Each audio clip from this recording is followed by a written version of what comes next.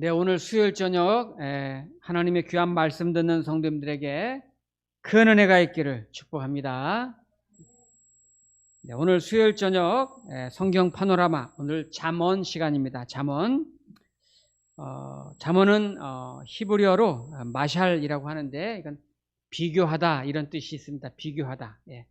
지혜와 어리석음을 비교하고 생명과 죽음을 비교하고 의인과 또 악인을 비교하는, 대조적으로 비교함으로써 참된 진리가 무엇인지를 오늘 잠언에서 가르쳐주고 있습니다. 오늘 잠언 이제 1장부터 31장까지 있잖아요. 제가 이제 우리 아이들 어릴 때 매일 가정 예배 드릴 때 한 달이 31일까지 있으니까 1일은 1장, 2일은 2장, 3일은 3장. 그래서 이 하루에 한 장씩 잠언을 우리 아이들과 함께 가정 예배 시간에 읽어갔던 기억이 있습니다. 한 달이면은 잠언 한 권이 띄어지요. 근데 두 번째 달, 세 번째 달 계속 한 3년 정도를 해서 잠언을 36번을 우리 아이들이랑 같이 하고, 그 다음부터 이제 다른 성경으로 가정 예배를 드리는 기억이 있습니다. 하루에 한 장씩 읽으면 한 달이면 이렇게 성경을, 잠언을 우리가 마칠 수가 있죠. 잠언은 오늘 1장 1절에 나온 대로 다윗의 아들 이스라엘 왕 솔로몬의 잠언이라 이렇게 되어 있는 것처럼 솔로몬이 지은 것으로 학자들이 말하고 있는데요.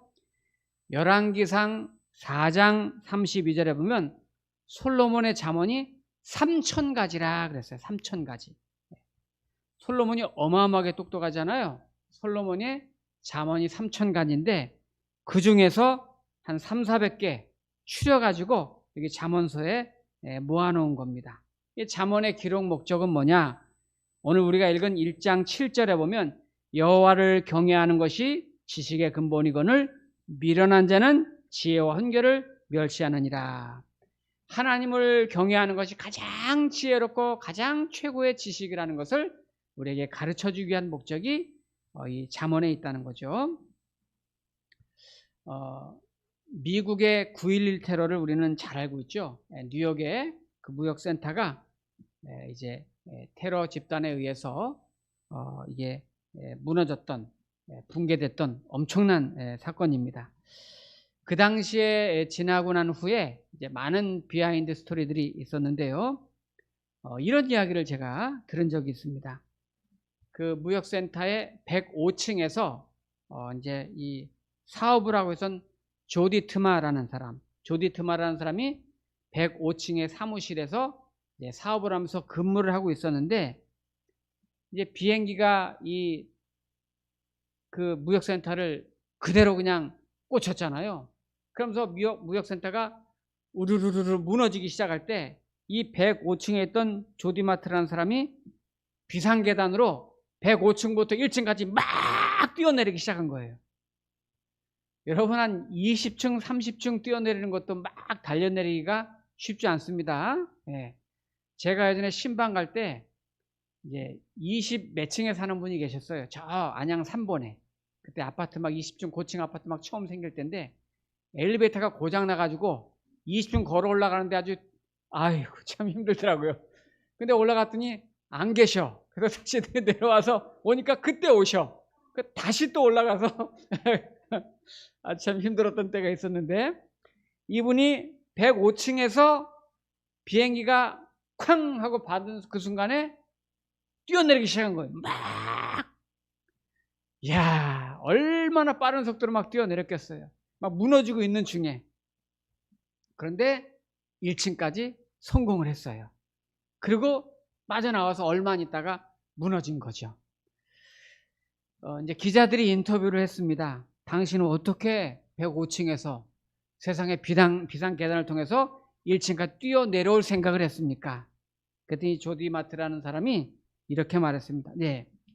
계단을 막 달려 내려올 때 다리도 정말 제정신이 아닐 만큼 후덜덜 막 떨리고, 뿐만 아니라 내 심장도 내가 어떻게 할 수 없을 만큼 터질 것 같았는데 제 눈에 사랑하는 가족들이 보였습니다. 사랑하는 자녀들이 내 눈앞에 아른거렸기 때문에 죽을 힘을 다해서 뛰었습니다. 만약에 저에게 가족이 없었다면 아마도 저는 중간에 포기했을 겁니다. 그랬어요.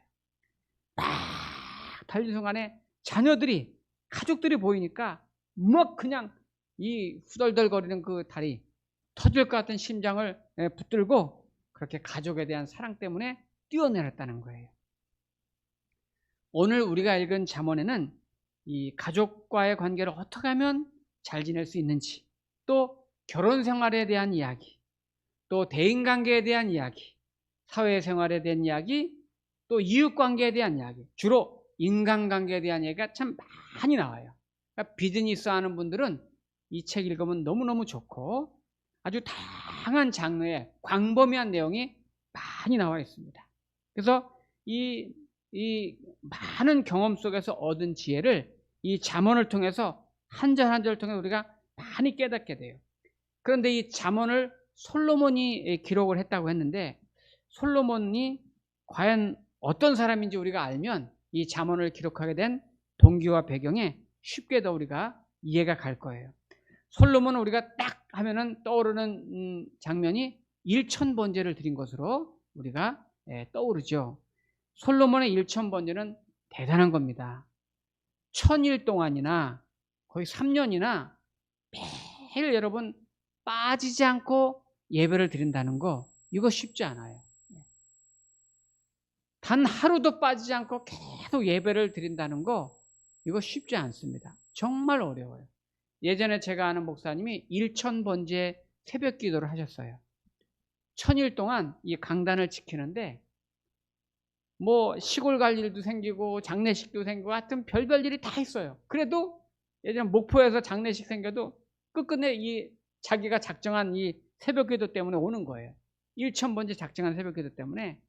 하여튼 새벽 기도 이 1000일 동안 강단에 빠지지 않으려고 그 많은 일정과 또 그런 휴가와 또 이 해외여행 이런 모든 것들이 있는데 하여튼 다 끊고 하여튼 그 지켜내려고 하는 그 대단한 그 목사님을 봤습니다.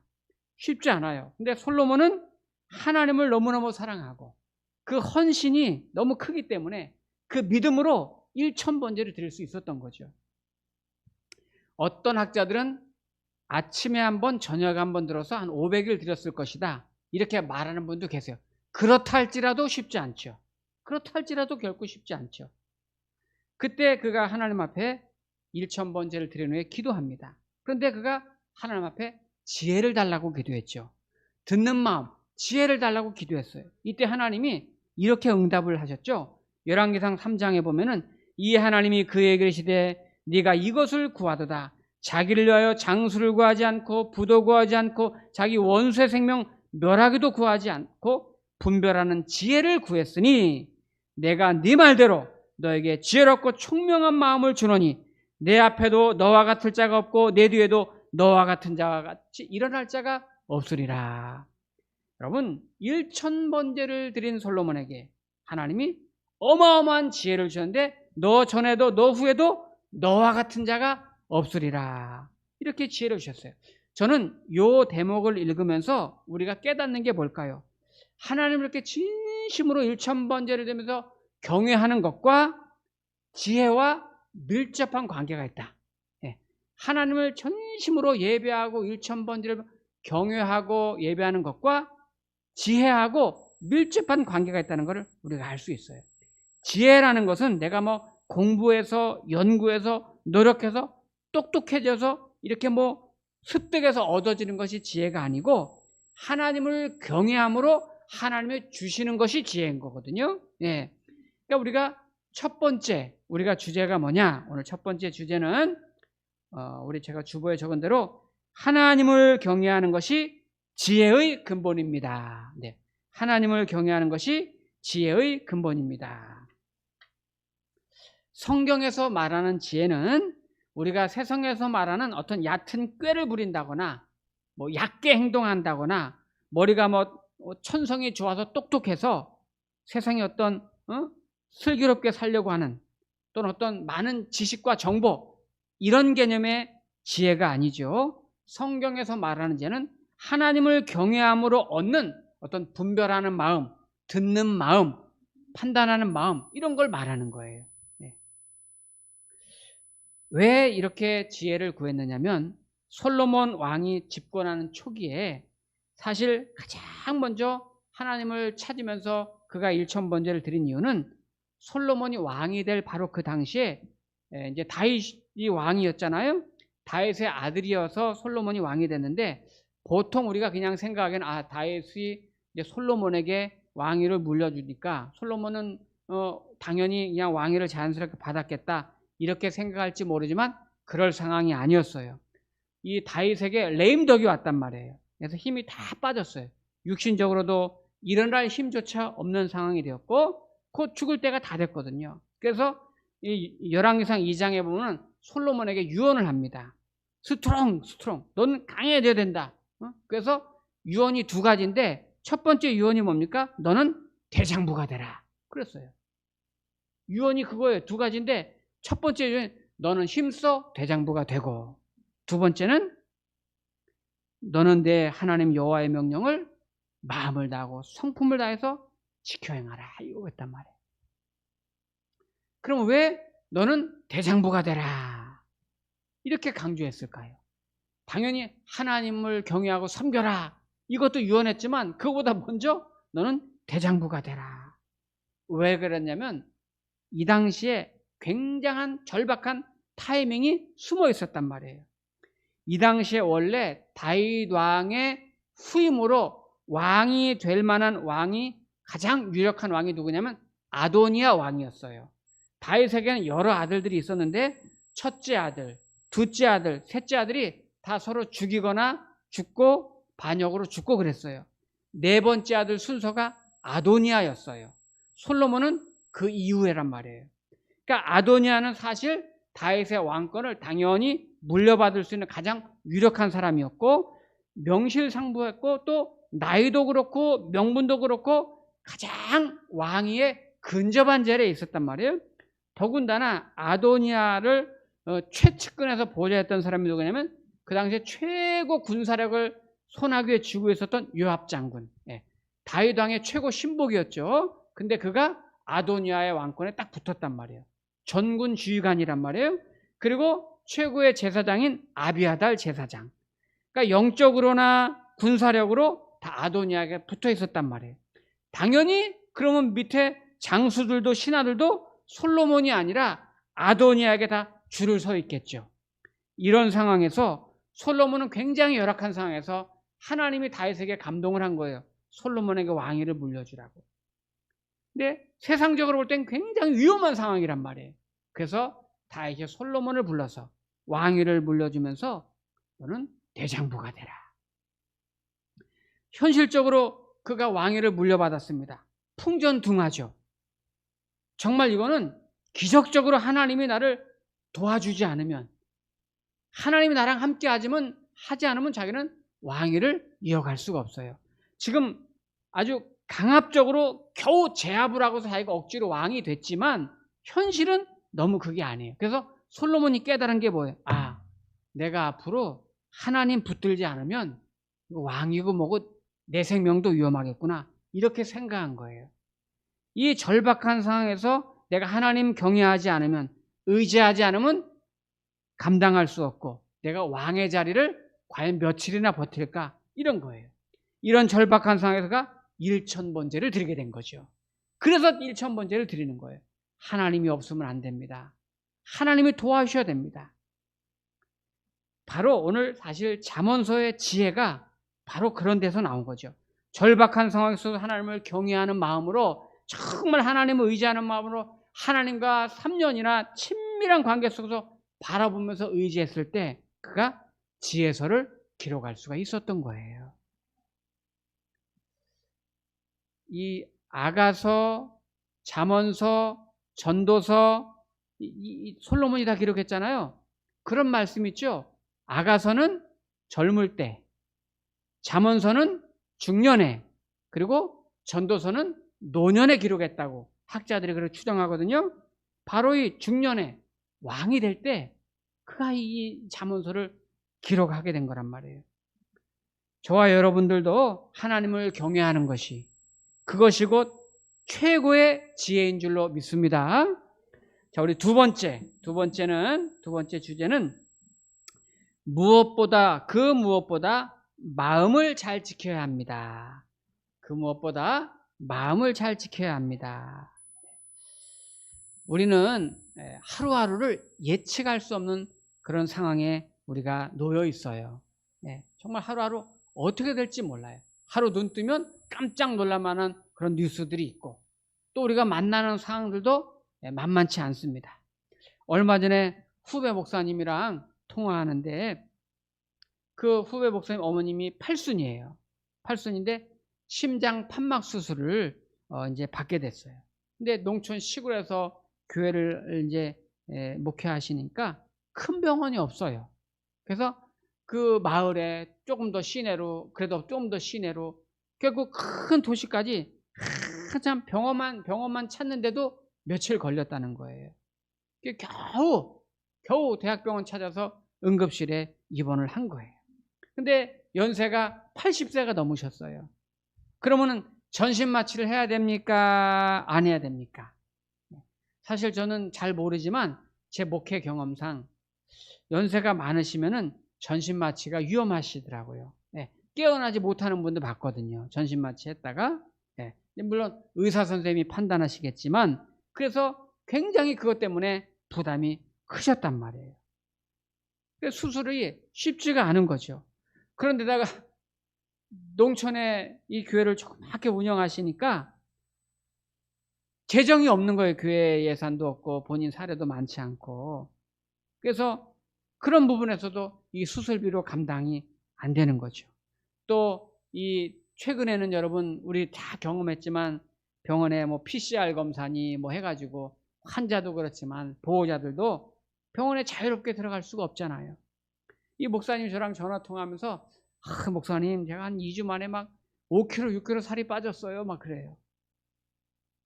바로 이런 것처럼 우리 주변에서 저와 여러분들도 생각지 못한 많은 어려움들이 매 순간순간 우리에게 닥칠 때 그때 우리가 어떻게 해야 되냐? 마음을 잘 지켜야 된다는 거예요. 오늘 거기 잠언 4장을 가보겠습니다.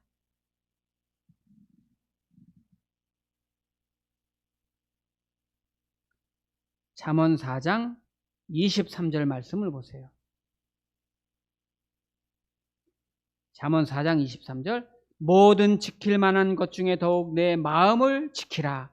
생명의 근원이 이에서 남이니라. 여러분 생명의 근원이 어디서 나와요? 마음을 잘 지키셔야 돼요. 하나님을 경외하는 마음이 절대 흔들리면 안 돼요.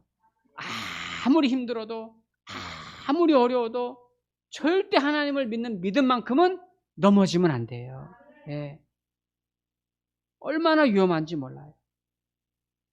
거기 23절 읽었잖아요.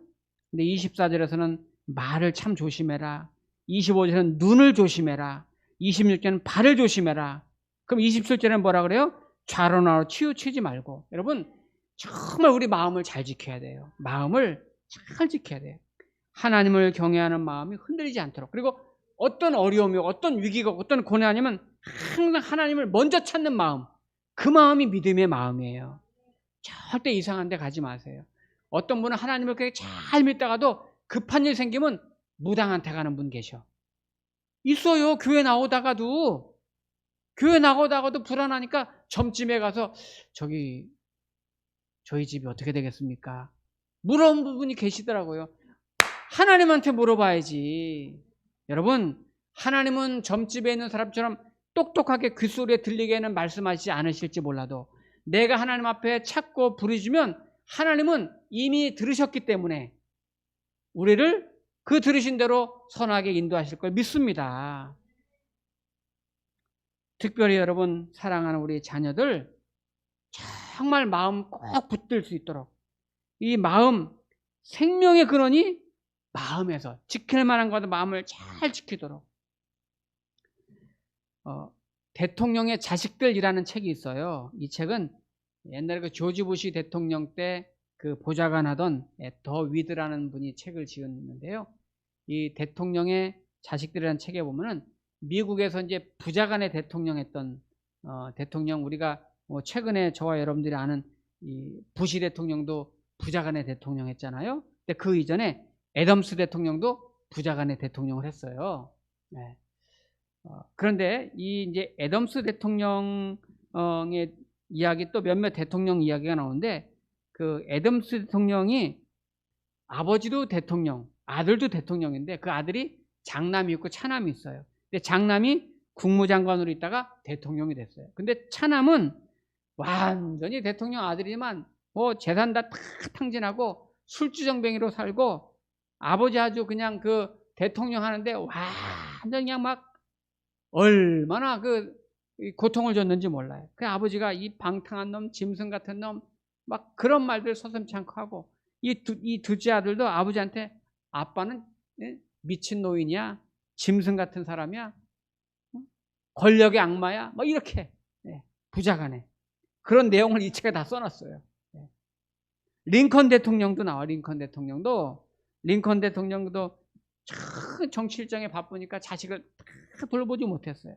그러니까 이 둘째 아들이 이 병으로 백악관에서 죽잖아요. 그러니까 그거에 충격을 받아가지고 링컨 대통령 그 다음부터는 이 자식들에게 사랑을 베푸는데 너무 지나치게 막 일일이 다 뭐 간섭하면서 너무 지나치게 막 하니까 그것 때문에 또 자식이 스트레스 받아요. 그래갖고 이 대통령이 암살당한 다음에 그 아들 로버트라는 아들이 아버지한테 원망하는 내용이 여기 있어요. 나는 아버지 때문에 내 인생 망했습니다. 이런 또 글도 거기 써 있더라고요. 여러분, 이런 거를 보면은 사회의 지위고하를 막론하고 그 사람이 좋다고, 가문이 좋다고, 신앙이 좋거나 그런 것도 아니고, 그래서 정말 우리가 하나님을 경외하는 내 믿음이 나 당대로 끝나지 않고, 여러분 우리 자녀들에게도 잘 이어질 수 있도록 그런 믿음을 잘 가르쳐야 돼요. 거기 그 3장 14장, 자 우리 14장 26절 보겠습니다.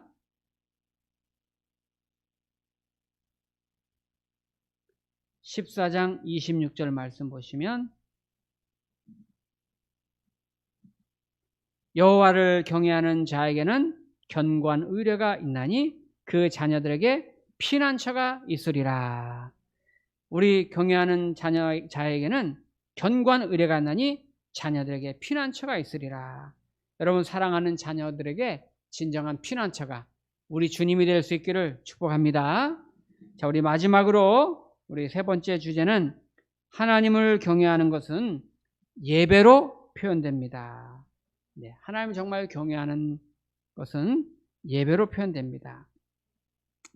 예배라는 거는 여러분 그냥 쉽게 표현하면은 우리가 하나님을 바라보는 거고, 하나님을 의지하는 거고, 그걸 갖다 행위로 표현하는 게 이렇게 나와서 예배를 드리는 거거든요. 그러니까 자꾸 예배를 드리다 보면은 주님과 가까워지는 거예요. 가까워지고 교제하게 되고 교통하게 되고 닮아가게 되고. 예전에 이제 젊은 권사님이 한 분 계셨는데, 어느 날 이제 주일에 옷을 이렇게 이제 좀 입고 약간 개량 한복 비슷한 옷을 이렇게 입고 오셨었어요. 오셨는데 그 권사님한테 제가 그랬죠.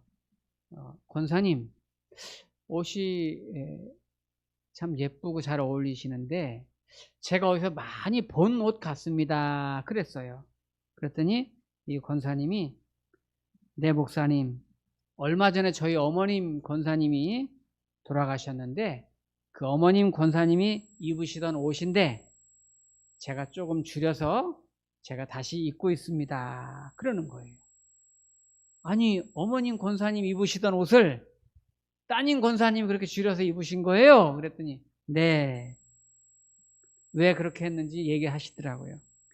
저희 어머님 권사님은 늘 이 옷을 입고 새벽 기도를 다니셨어요.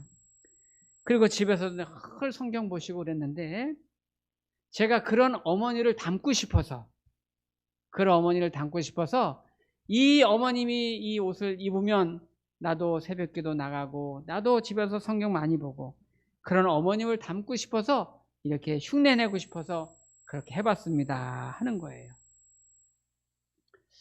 여러분, 우리가 늘 이렇게 예배를 드린다는 것은 늘 하나님을 바라본다는 거고 하나님 안에 산다는 거고 하나님을 의지한다는 거고 하나님을 닮아가는 거예요. 저는 이 예배가 이제 이 코로나 이후 시대에 아주 중요한 우리 신앙 고백의 관건이라고 생각해요. 청교도 작가 나다넬 호던의 큰 바위 얼굴 여러분 아시죠? 예, 시골 산마루에 큰 바위가 이렇게 있는데 그 전설이 있잖아요. 언젠가 우리 마을에 저 큰 바위 얼굴을 닮은 사람이 나타날 것이다. 모두가 마을 사람들이 그렇게 기대하고 있는데 어느 날 게더골드라는 아주 돈 많은 사람이 나타나가지고 막 선심을 많이 쓰고 돈도 막 나눠주고 그러죠. 그러니까 와, 저 사람이 큰 바위 얼굴 닮은 사람인가 보다. 다 좋아했어요. 근데 알고 봤더니 이 사람은 아주 탐욕스러운 사업가였단 말이에요. 다 그게 자기 입속에 있었던 거고 나중에 자기 재산을 결국 탕진하게 되죠. 얼마 후에 두 번째 또 다른 사람이 나타나요. 뭐 천둥의 노인인가 피와 천둥의 노인인가 하는 사람이 나타나가지고 아주 경험 있고 열린 사람이 그 마을에 나타나서 많은 사람들에게 존경을 받기 시작해요. 그 많은 사람이 그 사람을 만나면서 참 저분은 그 연륜과 경험이 대단하다 하면서 잘 따랐단 말이에요. 그런데 그 사람을 보면서 저 사람이 큰 바위 얼굴인가 보다 하고 자꾸 만나는데 만나면 만나는 사람들마다 상처를 받고 그 사람에게 따뜻함이 없는 거예요. 그래서 또 실망을 하게 되고 그러면 세 번째 또 사람이 나타나죠. 늙은 바위 얼굴이라는 그런 이 별명을 가진 사람인데 이 사람은 정체가였어요. 이 사람이 큰 바위 얼굴과 가깝다. 저 사람인 것 같다. 많은 사람이 또 그 사람을 좋아서 따랐지만 아주 말도 잘하고 사람들에게 달변가했기 때문에 그래서 따랐지만은 그러나 알고 봤더니 그 사람이 나중에 사기꾼이었잖아요. 자기의 권력과 명예를 위해서 다른 사람을 속이고 결국 마을 사람들이 저 큰 바위 얼굴을 닮은 사람이 우리 마을에 나타난다는 것은 그냥 전설일 뿐인가 보다. 아무도 없나 보다 하고 지내는데 어네스트가 큰 바위 얼굴이다. 누군가 말하죠. 어네스트라는 사람이 그 마을에 있었는데 이 사람은 소박하게 뭐 높은 사람도 아니고 부유한 사람도 아니고 정말 소박한 사람이에요. 근데 날마다 그 큰 바위 얼굴을 바라보면서 묵묵히 자기 일을 성실하게 하는 사람이었어요. 그냥 평범한 사람, 소박한 사람인데 그냥 그 바위를 바라보면서 날마다 변함없이 자기 자리를 지키면서 정말 자유롭게 따뜻하게 온화하게 이렇게 진리를 전하고 자기 일을 하고 꾸준히 했던 그 사람, 그 청년한테 사람들이 주목하기 시작했어요. 저 사람이 우리가 오랫동안 기다리던 큰 바위 얼굴이구나. 여러분, 나다나엘 호선이 이 책을 통해서 우리에게 준 메시지가 뭘까요? 우리가 하나님을 경외한다는 것은 정말 하나님을 잘 믿는다는 것은 우리가 뭔가 큰 신비한 은사를 가지고 큰 능력을 가지고 큰 업적을 가지고 큰 기적을 행하고 이런 것이 아니라 우리의 일상생활 속에서 그냥 평범하지만 조용하지만 변함없이 하나님 바라보고 한결같이 하나님 앞에 예배하고 꾸준하게 내가 사명 감당하고 그것이 하나님을 잘 믿고 경외하는 거예요. 저와 여러분도 뭐 요란하게 막 하나님 안 믿어도 뭐 굉장하게 큰일 하지 않아도 내가 하나님 앞에 예배하는 삶, 기도하는 삶, 섬기는 삶, 봉사하는 삶, 내가 내 자리를 꾸준하게 지키고 성실하게 신실하게 변함없이 꾸준하게 예배하고 한결같이 내가 하나님 앞에 예배하고 그 사람이 신실한 사람인 거예요. 그 사람이 하나님 사랑하고 경외하는 사람인 거예요.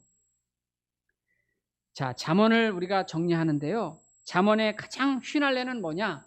31장의 현숙한 여인에 대한 이야기인데요. 자, 우리 31장을 한번 가보겠습니다.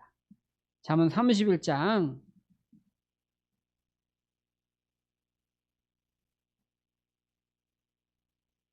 31장 10절서부터 마지막 31절까지는 현숙한 아내에 대한 이런 이야기가 나옵니다. 현숙한 아내. 보통은 이 현숙한 아내를 이제 부인의 어떤 역할처럼 설교하는 경향이 많은데 뭐 틀린 거는 아니지만 사실 여기 현숙한 아내는 지혜를 이제 비유한 거나 마찬가지예요. 거기 10절에 보면 누가 현숙한 여인을 찾아 얻겠느냐? 그의 값은 진주보다 귀하니라, 진주보다 더하니라 그랬잖아요. 이거는 지혜를 의인화한 거예요. 여기 현숙한 여인은 지혜를 상징하는, 지혜를 의인화한 건데, 여기 이제 이 현숙한 여인에 대한 지혜에 대한 이야기를 쭉 말해요. 이 가정에 대한 이야기도 나오고 쭉 막 이 절절히 나오는데 29절에 보면은 28절부터 28절부터 쭉 보면 반복적으로 나오는 단어가 있어요. 28절부터 보면은 그의 자식들은 일어나 감사하며 그의 남편은 칭찬하기를 덕행 있는 여자가 많으나 그대는 모든 여자보다 뛰어나다 하느니라. 고운 것도 헛되고 거짓되고 아름다운 것도 헛되나 오직 여호와를 경외하는 여자는 칭찬을 받을 것이라. 그 손의 열매가 그에게로 돌아갈 것이요 그 행한 일로 말미암아 성문에서 칭찬을 받으리라. 그렇습니다. 이 현숙한 여인, 즉 지혜로운 사람은 가정에서도 사회에서도 맨 끝에 보니까 성문은 많은 사람들이 모이는 곳이죠. 칭찬을 받으리라. 칭찬받으리라. 칭찬받으리라. 칭찬받으리라. 지혜로운 여인은 모든 사람들에게 어디에 가든지 칭찬을 받을 거라 그랬어요. 그럼 그 지혜롭다는 것이 뭘까? 어떻게 칭찬받는 지혜를 우리가 얻을 수 있을까? 30절에 나와 있죠. 고운 것도 거짓되고 아름다운 것도 없다나 오직 여호와를 경외하는 여자는 칭찬을 받을 것이라.